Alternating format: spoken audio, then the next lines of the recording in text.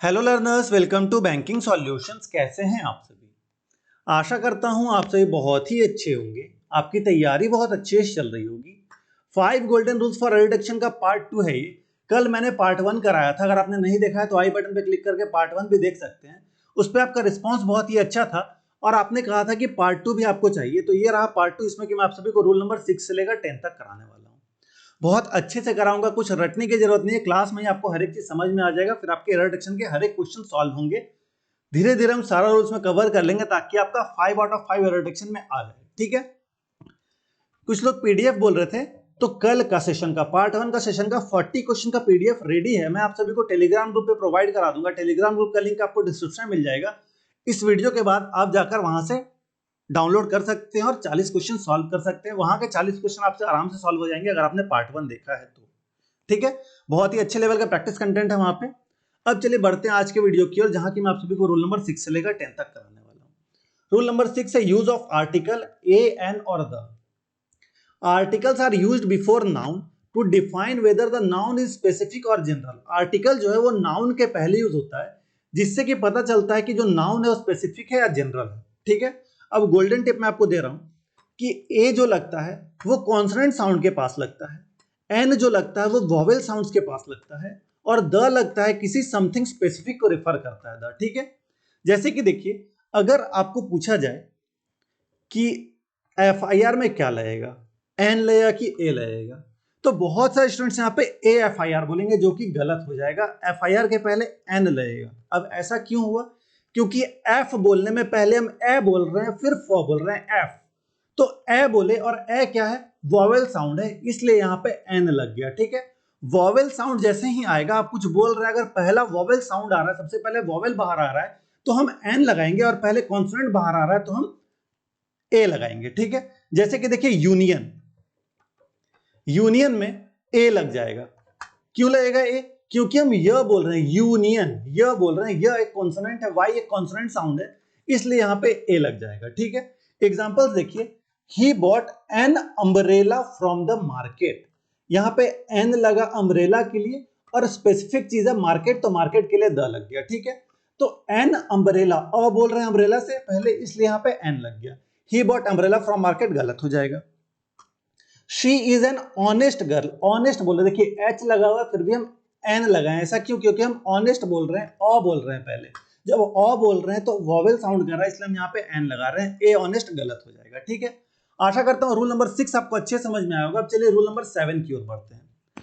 Redundancy, unnecessary repetition words को हम हटा देंगे। अननेसेसरी रिपीटेड वर्ड्स को हम सेंटेंस में से हटा देंगे। कभी भी हम रिपीट नहीं करते हैं सेम मीनिंग वाले वर्ड को। Avoid using two words that means the same. जैसे कि रिटर्न बैक, रिटर्न बैक का मीनिंग एक ही होता है दोनों का, तो दोनों में से कोई एक लगाएंगे तो रिटर्न लगाएंगे, रिटर्न द मनी। ठीक है। रिटर्न बैक द मनी नहीं होगा, रिटर्न द मनी होगा। उसी तरह से एंटर्ड इनटू साथ में नहीं आएगा, एंटर्ड आएगा सिर्फ और सिर्फ। He entered the room, entered के साथ इनटू नहीं आता। इस बात को अच्छे से ध्यान में रखिएगा, एग्जाम में से क्वेश्चन बनते ही बनते हैं। कुछ कॉमन रिडंडेंट फ्रेजेस हैं, जैसे कि free gift, repeat again, plan out या ट्रू फैक्ट। ठीक है। गिफ्ट तो फ्री ही होता है, तो फ्री गिफ्ट रिडंडेंट हो जाएगा। रिपीट अगेन भी गलत हो जाएगा, क्योंकि अगेन आ रहा तो रिपीट ही कर रहा है ना। प्लान आउट गलत हो जाएगा, ट्रू फैक्ट भी गलत हो जाएगा, क्योंकि कोई अगर फैक्ट है तो वो ट्रू होगा ही होगा, इसलिए ट्रू फैक्ट भी गलत हो जाएगा। तो ये रूल भी आपको समझ में आया होगा। रूल नंबर 8 की ओर बढ़ते। देखिए कंडीशनल सेंटेंस की बात है यहाँ पे। इफ और क्लॉज वाला सेंटेंस, इफ क्लॉज वाला सेंटेंस रहता है, वो करेक्ट टेंस कॉम्बिनेशन फॉलो करना चाहिए। गोल्डन रूल देखिए, match the condition and result with proper tense. मैंने आपको टेंस का पैटर्न का टेबल दिया है, उसको देखिए। इफ क्लॉज और मेन क्लॉज कैसे कैसे रहेगा। अगर इफ क्लॉज के साथ प्रेजेंट टेंस है, तो मेन क्लॉज में will plus base form of verb आएगा। इफ के साथ अगर पास्ट फॉर्म ऑफ वर्ब है, पास्ट टेंस है, तो वुड के साथ बेस फॉर्म ऑफ वर्ब आएगा मेन क्लॉज में। अगर इफ क्लॉज में if plus had plus V3 है, तो मेन क्लॉज में वुड हैव प्लस V3 आ जाएगा। ठीक है। एग्जांपल देखिए, if he studies he will pass, present है तो यहां पे प्रेजेंट लग गया, will plus base form of verb लग गया। If he had studied, had plus past tense है, हैड प्लस V3, तो वुड हैव के साथ V3 लग जाएगा। और if he studied he will pass. यहां पे क्या है, पास्ट टेंस है, तो यहां पे विल के साथ बेस फॉर्म ऑफ वर्ब लग जाएगा। ठीक है, ये चीज आपको अच्छे से क्लियर हो। इस टेबल को कहीं पे बना लिया ताकि आपको अच्छे से हमेशा रिवीजन होता रहे इस चीज के बारे में।